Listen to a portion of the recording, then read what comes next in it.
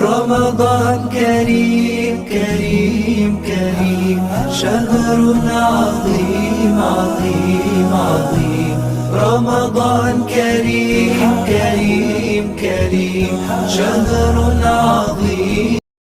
السلام علیکم ورحمۃ اللہ وبرکاتہ. اشہد ان لا الہ الا اللہ وحدہ لا شریک لہ واشہد ان محمدا عبدہ ورسولہ. اللہم صلی علی محمد النبی الامی وعلی آل محمد. آج ہم اللہ تعالیٰ کی توفیق سے پارہ نمبر 29 شروع کر رہے ہیں. سورۃ الملک سے اس پارے کا آغاز ہو رہا ہے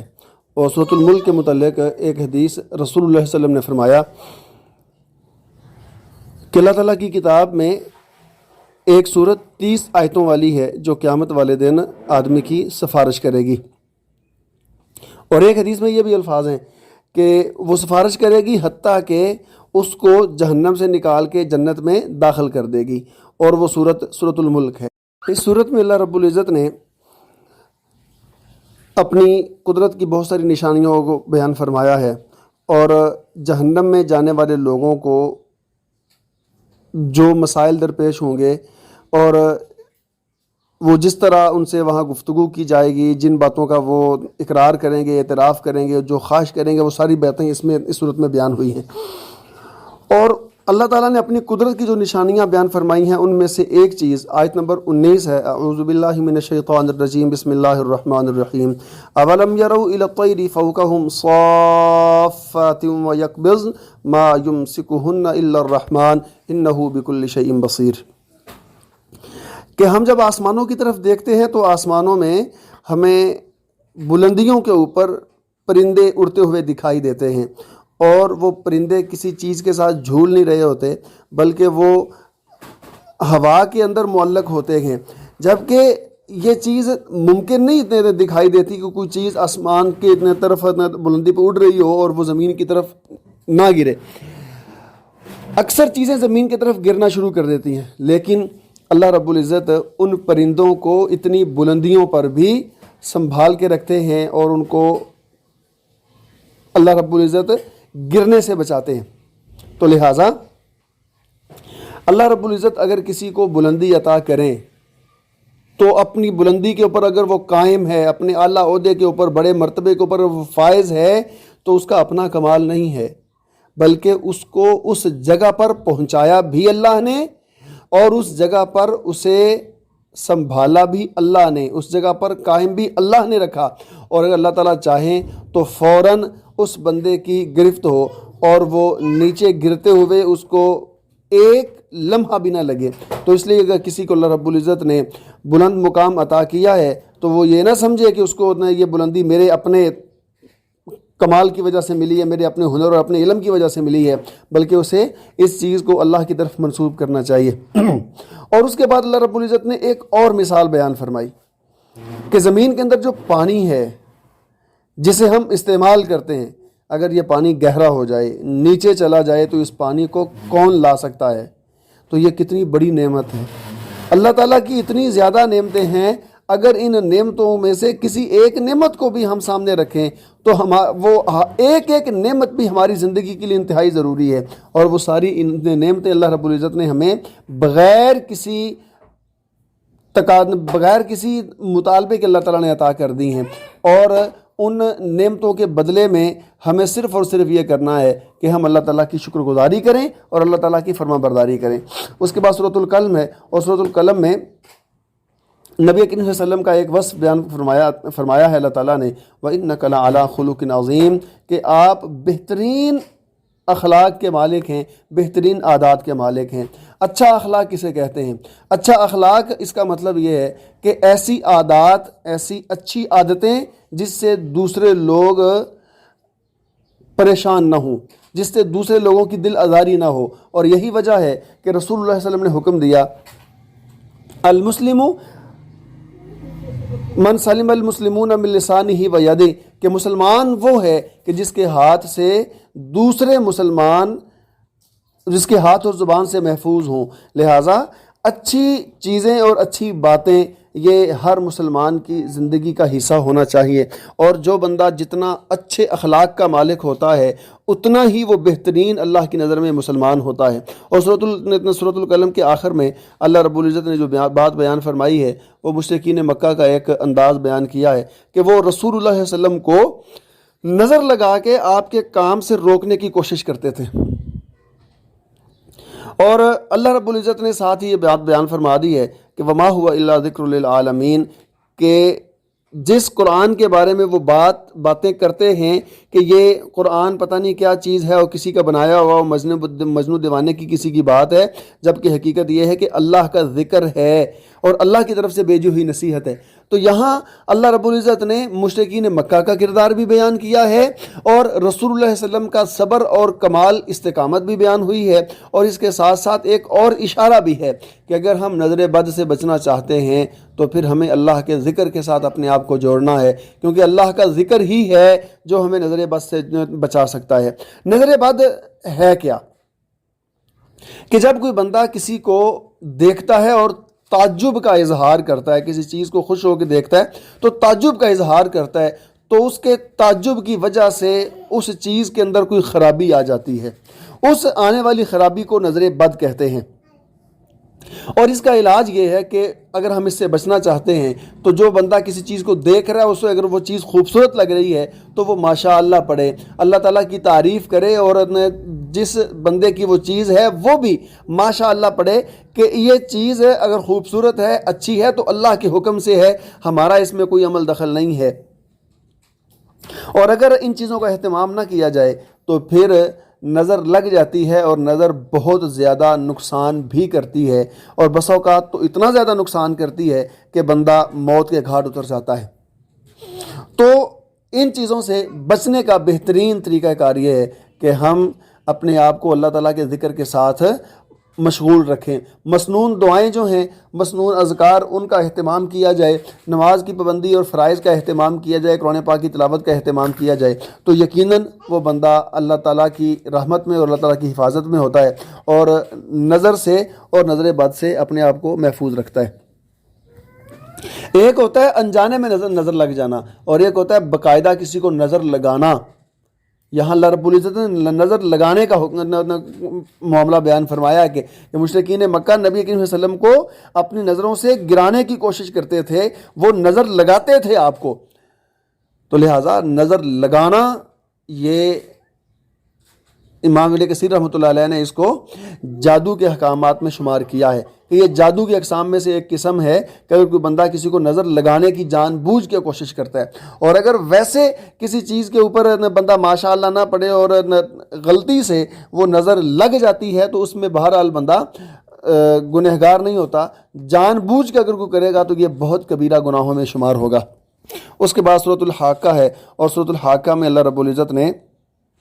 مختلف قوموں کے اوپر جو عذاب آئے ان کا تذکرہ کیا ہے کہ کسی قوم کے اوپر اللہ رب العزت نے چیخ کا عذاب بھیجا، کسی کے اوپر اللہ تعالیٰ نے تیز طوفان اور اندھی کا عذاب بھیجا، کسی کو اللہ رب العزت نے پانی میں غرق کر دیا، اور کسی کو اللہ رب العزت نے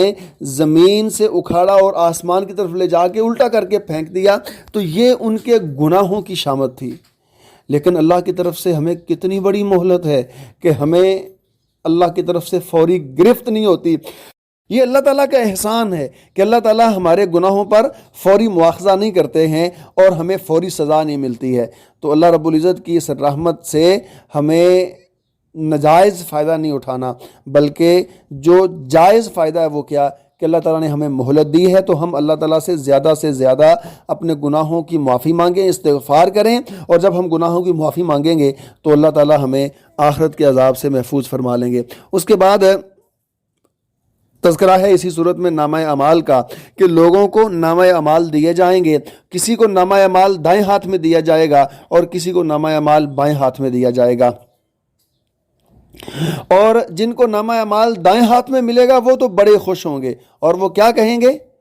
کہ یہ ہماری کتاب پڑھو کہ ہمارے اعمال کس طرح کے لکھے ہوئے ہیں۔ اور وجہ کیا ہوگی؟ وجہ یہ ہوگی انی ظننت انی ملاق حسابیہ، کہ میں اپنے رب کے ساتھ اس دن کی ملاقات پر یقین رکھتا تھا، اس یقین کی بنیاد پر اس بندے کے اعمال اچھے تھے اور اچھے اعمال کی بدولت اس بندے کو نامہ اعمال دائیں ہاتھ میں دیا جائے گا اور پھر اس بندے کو جنت کی نعمتیں اور بہترین زندگی عطا کی جائے گی. اور جن لوگوں کو نامہ اعمال بائیں ہاتھ میں ملے گا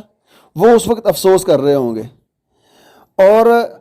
اس بات کا اظہار کر رہے ہوں گے کہ میرا مال بھی میرے کام نہیں آیا اور میری بادشاہت، میری حکومت، میری طاقت بھی میرے کام نہیں آئی. تو اشارہ ہے اس بات کی طرف کہ وہ لوگ جن کو قیامت کے دن بائیں ہاتھ میں نامہ اعمال ملے گا، ان کی غلطی یہ ہوگی کہ وہ اپنے عہدے اور اپنے مال کے لالچ میں مصروف رہے. ان کو اللہ تعالیٰ کے احکامات یاد ہی نہیں تھے. جب وہ لالچ میں پڑ گئے تو لالچی انسان اپنی غفلت کی زندگی گزارتے ہوئے اللہ تعالیٰ سے دور ہو گیا اور اللہ تعالیٰ سے دور ہونے کی وجہ سے وہ برے اعمال کرتا رہا اور برے اعمال کرتے ہوئے وہ جہنم میں جا گرا اور اس کو نامہ اعمال بائیں ہاتھ میں نہ ملا اور پھر اس کو جہنم میں پھینکا جائے گا. اور کیسے مختلف انداز ہیں جہنم میں لوگوں کو پھینکے جانے کے. اور کسی کو منہ کے بل گھسیٹتے ہوئے جہنم میں پھینکا جائے گا، کسی کو جہنم کے اندر باندھ کے پھینکا جائے گا اور کسی بندے کو، کچھ لوگ وہ ہوں گے جن کو جہنم بذات خود اٹھا کے اپنے اندر پھینکے گی اور کچھ کو مارتے پیٹتے ہوئے جہنم میں پھینکا جائے گا اور کچھ لوگ وہ بھی ہوں گے جن کو جہنم میں جب پھینکا جائے گا تو اللہ تعالیٰ حکم دیں گے کہ ایک جہنم کی زنجیر پکڑو اور اس زنجیر کے اندر ان کو پرو دو. کس طرح؟ جس طرح تسبیح کے دانوں کو دھاگے کے اندر پرویا جاتا ہے نا، اسی طرح ان مجرم لوگوں کو بھی جہنم کی زنجیر کے اندر پرو کے جہنم کے اندر پھینک دیا جائے گا. اور ان کو جہنم میں کیوں پھینکا جائے گا؟ اس کی ایک علامت یہ بھی بیان ہوئی ہے، انہ کان لا یؤمن باللہ العظیم، وہ اللہ تعالیٰ پر ایمان نہیں رکھتے تھے، یعنی اللہ تعالیٰ کے احکامات کو قبول نہیں کرتے تھے، دنیا میں اپنی مرضی کی زندگی گزارتے تھے اور لالچ والی زندگی گزارتے تھے. اس کے بعد سورۃ الجن ہے اور سورۃ الجن میں اللہ رب العزت نے جنات کی سرکشی کا تذکرہ کیا ہے کہ جنات آخر سرکش کیوں ہوئے. ان کی ایک وجہ یہ تھی وَأَنَّهُ كَانَ رِجَالٌ مِّنَ الْإِنسِ يَعُوذُونَ بِرِجَالٍ مِّنَ الْجِنِّ فَزَادُوهُمْ رَهَقًا، کہ انسانوں نے جنات سے پناہ مانگنا شروع کر دی. تو جب انسان جنات سے ڈرنے لگے تو جنات اور شیاطین یہ انسانوں کے اوپر حاوی ہو گئے، سرکشی کرنے لگے. اللہ رب العزت نے جب انسانوں کو پیدا کیا نا تو انسان جب زمین کے اندر آیا تو جہاں انسان رہتے تھے وہاں سے جنات چلے جاتے تھے. اور اللہ رب العزت نے ایک نظام بنایا ہے کہ انسان سے تمام مخلوقات ڈرتی ہیں، جتنی بھی مخلوقات ہیں تمام مخلوقات انسان سے ڈرتی ہیں. اور جنات بھی انسان سے ڈرتے تھے اور انسان کی آبادیوں سے دور نکل گئے. لیکن انسان نے کیا کام شروع کیا کہ جب یہ کسی جنگل سے گزرتے ہوئے وہاں رات ان کو پڑاؤ کرنا پڑتا تو انسانوں کے قافلے میں سے، قوم قبیلے میں سے کوئی بندہ نکلتا اور جنگل کے ایک کونے پر کھڑا ہو کے ان جنات سرداروں سے مخاطب ہو کے کہتا کہ اس جنگل کے سردار جن، ہم یہاں رات گزارنا چاہتے ہیں، ہم تمہاری حفاظت میں آتے ہیں، لہٰذا ہماری حفاظت کرنا. جب جنات نے دیکھا کہ ہم تو ان سے ڈر کے بھاگے تھے، یہ ہم سے ڈر رہے ہیں، تو پھر جنات سرکش ہو گئے اور انہوں نے انسانوں کو پریشان کرنا شروع کر دیا. اگر کوئی انسان جنات سے ڈرنا شروع کر دیتا ہے تو شیاطین اور جنات اس کو پریشان کرنا شروع کر دیتے ہیں. اور ایسے انسان جو بڑے مضبوط کردار والے ہوتے ہیں اور بڑے حوصلے والے اور جرت والے ہوتے ہیں، ایسے انسانوں کے پاس، ایسے لوگوں کے پاس جنات کبھی پاس بھی نہیں ان کے آتے، کیونکہ ان کو ایسے انسانوں سے ڈر لگتا ہے جو ڈرتے نہ ہوں، جو بہادر ہوں، جو دلیر ہوں. اور مسلمان جو اللہ کی ذات پہ یقین رکھنے والا ہو اسے تو پھر کسی چیز کا ڈر ہو ہی نہیں سکتا. جب اسے ڈر ہے ہی نہیں تو پھر کس بات کا پریشانی اور کس بات سے جو نہ ڈرنا اور کس بات سے غم زدہ ہونا کہ جنات کا کوئی معاملہ ہو گیا ہے. جو بندہ اللہ کی ذات کے ساتھ تعلق رکھنے والا ہو اسے کس چیز کا ڈر ہو سکتا ہے. اس کے بعد سورۃ المزمل ہے اور سورۃ المزمل میں اللہ اکبر کبیرہ آیت نمبر 20 ہے اور آیت نمبر 20 کے اندر اللہ رب العزت نے قیام اللیل کے متعلق کچھ باتیں بیان کی ہیں کہ قیام اللیل نصف رات کا قیام کیا جائے یا تیسرے حصے کا قیام کیا جائے، ٹھیک ہے، یا پھر آدھی رات سے زیادہ کا قیام کیا جائے، جیسے بھی کسی کے لیے آسانی ہو، یہ رات کا قیام کرنا چاہیے. اسی آیت کو سامنے رکھتے ہوئے بعض مفسرین نے یہ بات لکھی ہے کہ شروع اسلام میں تہجد کی نماز مسلمانوں پر فرض کی گئی تھی، اور پھر جب اللہ رب العزت نے دیکھا کہ یہ ان کے لیے ممکن نہیں ہے، ذرا مشکل ہے، اس وعدے کو یہ پورا نہیں کر سکتے، فتاب علیکم، تو اللہ رب العزت نے ان کے اوپر رجوع کر لیا، توبہ ان کی توبہ کو قبول کر لیا، یعنی ان کی مشکل کو اللہ تعالیٰ نے آسانی میں تبدیل کر دیا۔ پہلے تہجد کی نماز فرض تھی لیکن بعد میں نفل کر دی گئی، اور تہجد کی نماز انتہائی اہم نماز ہے اور اس کی فضیلت میں بہت ساری روایات بھی موجود ہیں، اور طریقہ کار میں پہلے ایک دفعہ سمجھا چکا ہوں، اور اس کی فضیلت میں ایک روایت رسول اللہ صلی اللہ علیہ وسلم نے فرمایا کہ فرض عبادات کے بعد سب سے افضل عبادت رات کا قیام ہے، یعنی تہجد کی نماز ہے۔ صحیح مسلم کے اندر یہ روایت موجود ہے۔ تو رات کا قیام ہمیں پورے اہتمام کے ساتھ کرنا چاہیے، اور اگر کسی شخص کے لیے یہ ممکن نہ ہو کہ وہ رات کو کسی وقت بیدار ہو، تو پھر وہ رات کو سونے سے پہلے وضو کر لے، اور وضو کر کے 2 نفل 7، 1 وتر، 3 وتر، 5 وتر، 7 یا 9 وتر ملا کے اپنی رات کی قیام کر کے سوئے۔ زیادہ سے زیادہ 11 رکھتے ہیں، اور کم از کم 2 نفل اور 1 وتر بھی پڑھا جا سکتا ہے، اور یہ وضاحت پورا طریقہ کار میں پہلے بھی ایک دن آپ کے سامنے بیان کر چکا ہوں۔ سورۃ القیامہ کے اندر اللہ رب العزت نے انسان کے کچھ حالات بیان کیے ہیں، دنیا کے اور کچھ آخرت کے، کہ دنیا میں رہتے ہوئے انسان شاید یہ گمان کرتا ہے ایحسب الانسان ان لن نجمع عظامہ، کہ اللہ تعالیٰ اس کی ہڈیوں کو اکٹھا کر کے اس کو دوبارہ زندہ نہیں کریں گے، بلکہ یہ انسان کی اپنی سوچ ہے۔ حقیقت یہ ہے کہ اللہ تعالیٰ انسان کو زندہ کریں گے، اور پھر قیامت والے دن جب اللہ کے حضور لوگوں کو لایا جائے گا تو کچھ چہرے جو ہیں وہ بڑے ہی تر و تازہ ہوں گے، بڑے خوش باش ہوں گے، اور اللہ کی طرف دیکھ رہے ہوں گے، اور کچھ ایسے بھی ہوں گے جن کے اوپر نحوست چھائی ہوئی ہوگی۔ تو جو لوگ دنیا میں رہ کے اچھے اعمال کرتے ہوں گے، اللہ تعالیٰ کی فرما برداری والی زندگی گزارتے ہوں گے، ان کے چہرے قیامت والے دن خوشی سے کھلے ہوں گے، اور وہ تر و تازہ چہرے ہوں گے۔ اور جو لوگ اپنی مرضی کی زندگی گزارتے ہوں گے اور ان کو یقین ہی نہیں ہوگا کہ قیامت آنے والی ہے، تو پھر جب ان کو قیامت کے دن کھڑا کیا جائے گا، قیامت کے دن اللہ کے حضور پیش کیا جائے گا، تو ان لوگوں کو ایسا معاملہ ہوگا کہ ان کو ایسی چیز دیکھنی پڑے گی جس کا اس کو یقین ہی نہیں تھا۔ تو غیر یقینی چیز کو جب وہ اپنی حقیقت کی آنکھوں سے دیکھیں گے تو پھر بہت زیادہ پریشان ہو جائیں گے، اور بہت ان کی بری حالت ہوگی۔